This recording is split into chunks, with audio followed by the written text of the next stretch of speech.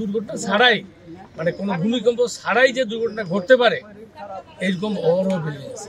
এই যে বাড়িটা আমরা আসছি, হ্যাঁ, বলে প্ল্যান আছে, আমাদের কাছে প্ল্যান নাই, আমরা প্ল্যান খুঁজে পাচ্ছি, তার মানে প্ল্যান নাই। এখন এদের কাছে আসতেছি, এরা বলে প্ল্যান আছে, ঠিক আছে, এই দিচ্ছি, আজকে দিচ্ছি, কালকে দিচ্ছি, চিঠি দিচ্ছি।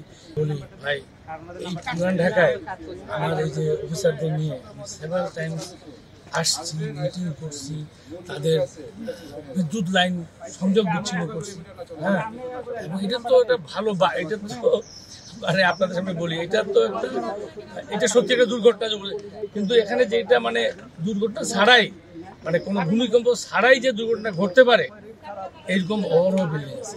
ভিতরে যেসব বাড়ি কারখানা করে রাখছে, বিভিন্ন ধরনের কারখানা, মানে এদেরকে বলে আইনের আওতায় এনে কাজ বন্ধ করে দিয়ে এদের শিক্ষা, এরা আবার আপনি এটার পিছনে কিভাবে লেগে থাকবে? সবার তো একটা লিমিটেশন আছে, তাই না?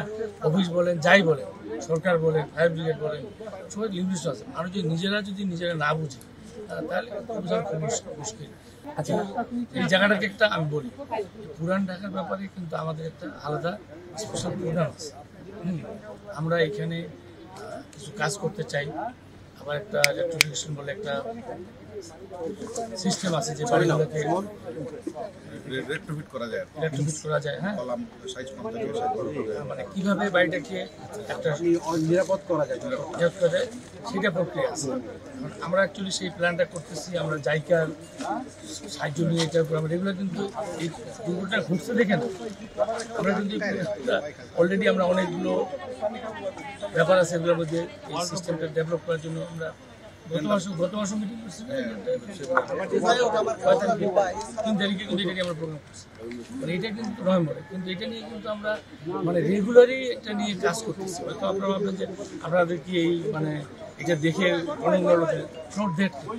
ভাঙাও সম্ভব, আমরা কিন্তু একটা প্ল্যানও আছে আমাদের যে এরা যদি এই বাড়িগুলোকে ভেঙে, এখানে তো এটা তো একটা ভালো বাড়ি, এদের 1 কাঠা বা 1 কাঠার কম এরিয়া তো একটা করে বাড়ি আছে, রাস্তা আছে 3 ফিট, ঠিক আছে, তো এটা তো একটা আগুন তো যেগুলো লাগতে পারে, ওই আগুন লাগলে ওখান থেকে বাড়িতে বের হওয়ার জায়গা থাকবে না, পুড়ে ওদের ঘটছে তো। Bashundhara public school and college 2026 শিক্ষাবর্ষে ভর্তি চলছে। সুতরাং অনেকগুলো পদ্ধতি এখানে আমাদের অ্যাডাপ্ট করার চিন্তা আছে। একটা হচ্ছে ইলেকট্রিফিকেশন আছে, সেকেন্ড আছে যে যদি তারা কিছু বাড়ি ভেঙে সেখানে যদি কয়েকজন মিলে একটা বাড়ি করে তাহলে আমরা তাদেরকে বেশ কিছু বোনাস দিব, বেনিফিট দিব, তাদের ওই বাড়ি ভাঙলে যে ক্ষতি হবে তার থেকে নতুন বাড়ি করলে তারা বেশি বেনিফিট।